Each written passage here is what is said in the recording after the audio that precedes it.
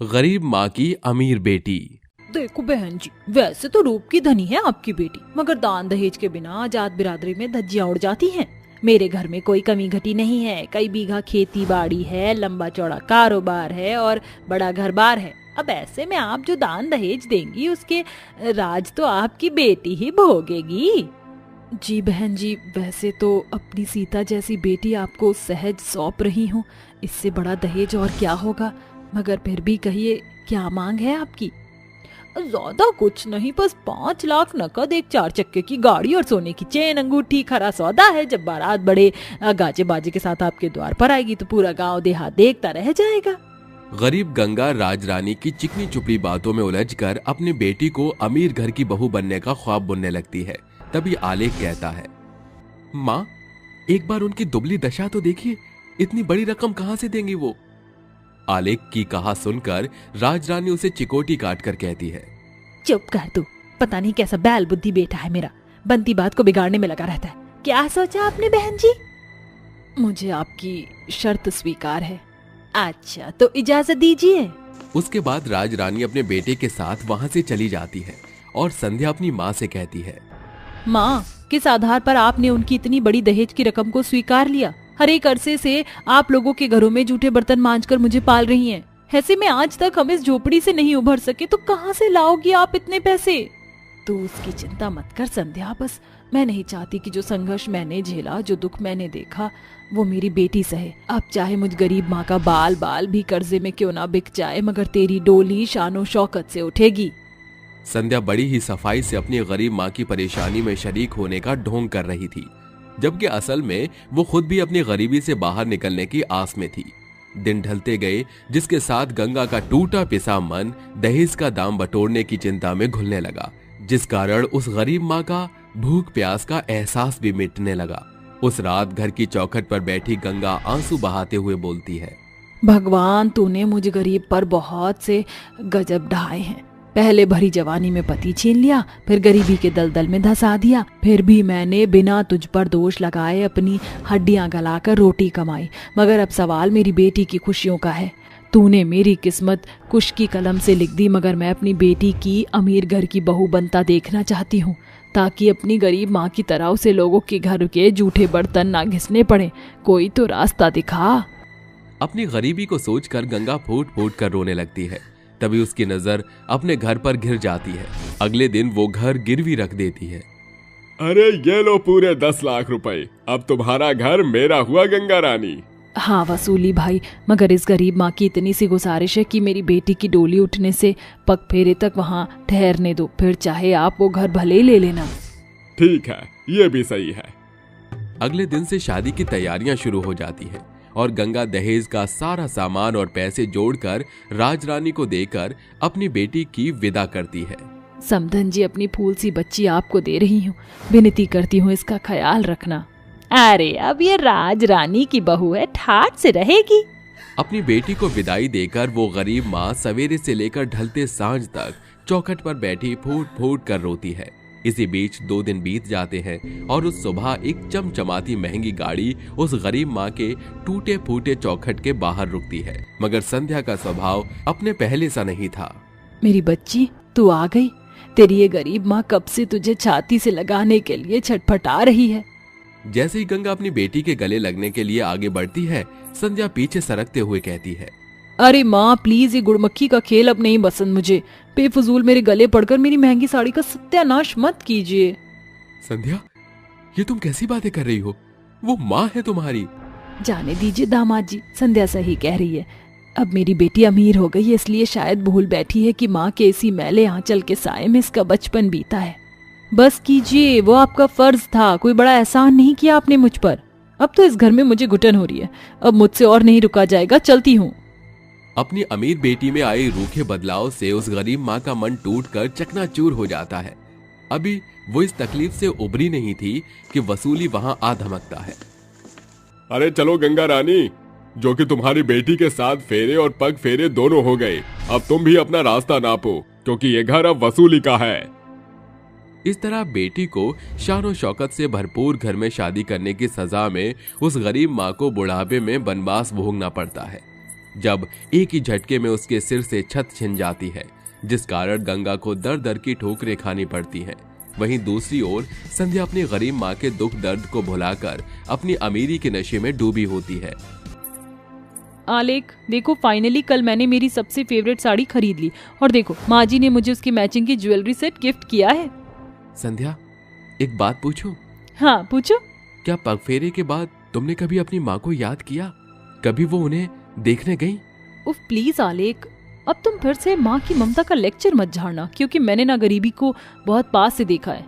वो मेरी जिंदगी का सबसे खराब लम्हा रहा है, इसलिए मैं वहाँ उन तंग गलियों में नहीं जाना चाहती।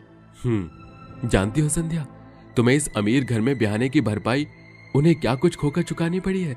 उन्होंने भूखे रहकर पेट काट कर तुम्हारा पेट भरा, आराम करने की उम्र में लोगों के घरों में झूठे बर्तन धोकर तुम्हें पढ़ाया और तुम्हारी डोली उठने के बाद उनसे छत भी छिन गई। ये सुनकर संध्या के पैरों तले जमीन खिसक जाती है और वो घुटनों के बल जमीन पर बैठकर फूट फूट कर रोने लगती है। माँ ने मेरी खुशियों के लिए अपना सब कुछ लुटा दिया और मैं ये बलिदान देख ही ना सकी। इससे पहले कि बहुत देर हो जाए मुझे माँ को ढूंढना होगा।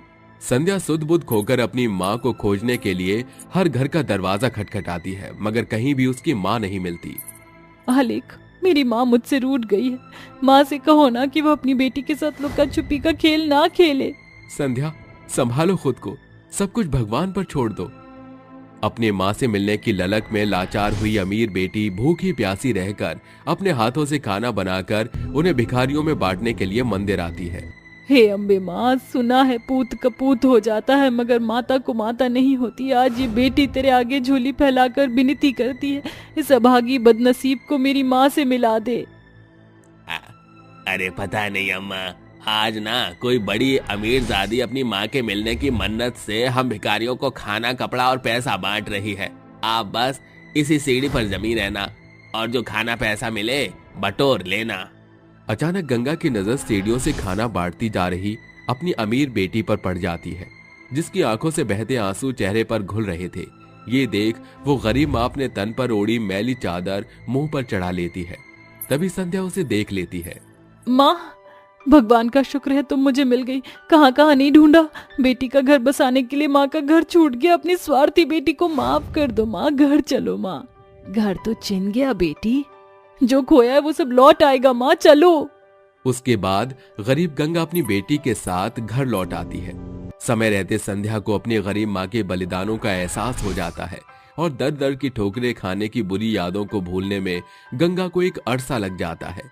कड़वा कथन है, मगर एक गरीब माँ अपने बच्चों की फुलवारी सींचने में अपना जीवन झोंक देती है। फिर क्यों सयाने होकर वही बच्चे उस माँ के साथ चलने से कतराते और उसके साए से भागने लगते हैं। गरीब बहू के घर सेंटा क्लॉज। स्कूल की घंटी बजते ही रायना और रूही कंधे पर बस्ता टांगे बातें करते हुए घर की ओर बढ़ने लगती हैं। क्या बात है रायना दीदी, आज तो आप बड़ी खुश लग रही हैं। अरे क्यों ना हो खुश, कल से दिसंबर का महीना शुरू हो रहा है। तुझे तो पता है कि मैं साल भर सेंटा क्लॉज के आने का इंतजार करती हूँ। मेरा वो इंतजार दिसंबर के इन दिनों में खत्म हो जाता है। रायना दीदी, क्या सचमुच में सेंटा क्लॉज क्रिसमस पर आपको अपने हाथों से तोहफा देने आते हैं? अब बुद्धू बिल्कुल सच। हर साल क्रिसमस के दिन पहले सेंटा क्लॉज लाल रंग की एक चमकती हुई मखमली पोटली मेरे पिलो के नीचे रख जाते हैं, तो कभी बेड के नीचे और कभी दरवाजे पर। मैं तो इस इंतजार में हूँ कि इस साल क्रिसमस पर सेंटा क्लॉज मुझे तोहफे में क्या देंगे। रायना की बातें सुनकर 6 साल की बच्ची रूही की आंखों में भी सेंटा क्लॉज से मिलने वाले गिफ्ट की उम्मीद छिटकने लगती है। थोड़ी ही देर में वो दोनों घर आती हैं। रायना और रूही गंगा देवी की 2 पोती हैं, मगर दोनों चचेरी बहनों के बीच गरीब और अमीर घर की दीवार घिरी है। गंगा की बड़ी बहू जीविका ने कुछ साल पहले ही जमीन का बंटवारा करके अलग अलग घर बनाकर अपना पल्ला छुड़ा लिया, मगर मेघा ने सुकड़े सफर में अपनी सास पर छाई गरीबी की चादर को खुद पर ओढ़कर उसका साथ दिया। रूही हताश होकर घर में घुसती है, जहाँ सिलाई मशीन पर बैठी उसकी माँ मेघा कहती है, आ गई रूही। क्या बात है बेटी, तेरी सूरत इतनी बुझी बुझी सी क्यों है? किसी ने कुछ कहा है क्या?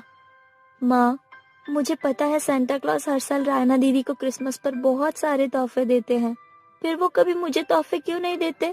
शायद मैं गरीब हूँ इसलिए सेंटा क्लॉज मुझे किसी भी क्रिसमस पर कभी गिफ्ट नहीं देते।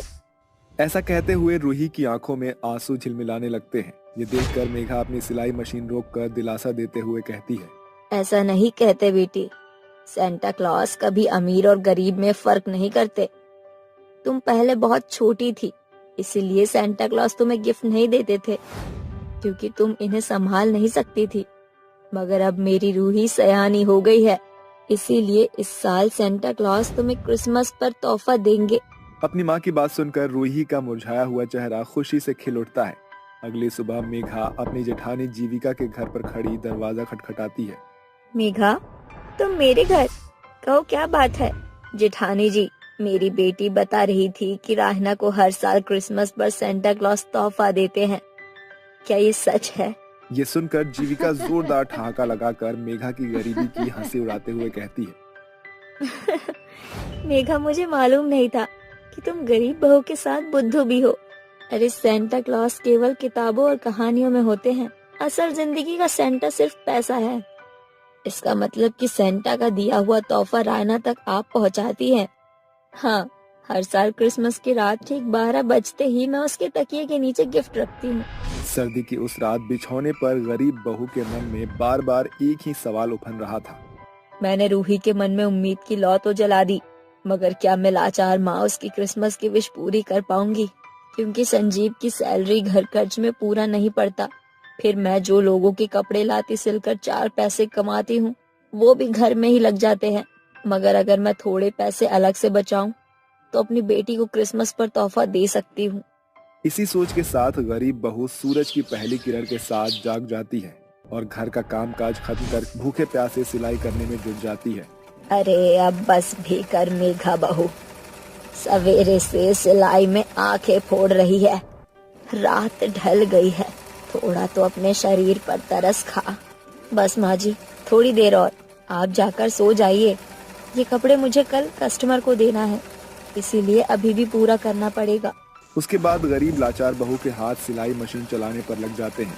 अगली सुबह रेखा नाम की एक रईस महिला उसके घर आती है। अरे मेघा, मैंने जो कपड़े सिलने को दिए थे वो सिल गए क्या? हाँ रेखा मैम साहब, ये रहे आपके कपड़े। अरे वाह मेघा, सिलाई करने में तो तुम्हारी हाथों को महारत हासिल है। एकदम शोरूम के जैसे सूट बूट सिला है तुमने मेरे बेटे के लिए। ये रहे तुम्हारे पैसे। शुक्रिया मेम साहब। वैसे मुझे आपसे एक मदद चाहिए थी। अगर किसी को भी कपड़े सिलवाने हो तो आप उन्हें मुझ गरीब बहू के घर का पता दे दीजिएगा। हाँ हाँ, क्यों नहीं मेघा, इतनी मदद तो मैं तुम्हारी कर ही सकती हूँ। रेखा ने अपने रिहायशी एरिया में गरीब बहू के सिलाई बुनाई के काम की बढ़ चढ़कर तारीफ की, जिसे देखकर अब औरतों ने मेघा को ढेरों कपड़े सिलने के लिए दे दिया। ये देखकर गरीब बहू गहरी सांस भरते हुए बोलती है, भगवान का शुक्र है, अब इस कपड़ों को सिलकर मैं अपनी बेटी के सेंटा की विश पूरी करूंगी। गुजरते दिन के साथ गरीब बहू लगातार मेहनत करती चली जाती है। आखिरकार उसने क्रिसमस के 3 दिन पहले अच्छी खासी रकम जोड़ ली थी। माँ, आपको याद है ना, 25 दिसंबर में सिर्फ 2 दिन बचे हैं। सेंटा मुझे तोहफा देने आएंगे ना? हाँ रूही बेटा, तुम्हें ढेरों तोहफे देंगे। अभी तुम स्कूल जाओ। इसके बाद रूही और रायना स्कूल के खातिर निकल जाती हैं। क्या बात है रूही, आज तू बहुत उछल कूद रही है। हाँ रायना दीदी, 2 दिन बाद क्रिसमस का दिन है। माँ ने कहा है इस साल सेंटा क्लॉस मुझे भी क्रिसमस का तोहफा देने आएंगे। उस रोज जब गरीब बहू पैसे लेकर गिफ्ट खरीदने जा रही थी कि ये गरीब भिखारिन गोदी में बच्चा और आंखों में आंसू लिए मेघा के आगे हाथ पसारते हुए कहती है, मुझ लाचार की मदद करो बहन, मेरी दूधमुही बेटी को जाड़े ने जकड़ लिया है। मुझ भिखारिन के पास एक खोटा सिक्का नहीं है। अगर डॉक्टर को नहीं दिखाया तो मेरी बेटी मर जाएगी। ये सुनकर मेघा का कलेजा कचोट उठता है और वो अपनी मुट्ठी में बंधे पैसे उस भिखारिन को दे देती है। ये लो बहन, जल्दी जाकर अपनी बेटी को डॉक्टर से जांच पड़ताल कराओ। भिखारिन के जाते ही जीविका उसके पास आकर कहती है, वाह रे मेरी दयावान देवरानी, अपनी बेटी के गिफ्ट के पैसे तो तुमने इस भिखारिन के झोले में डाल दिए। अब कहाँ से लाओगी तोहफा?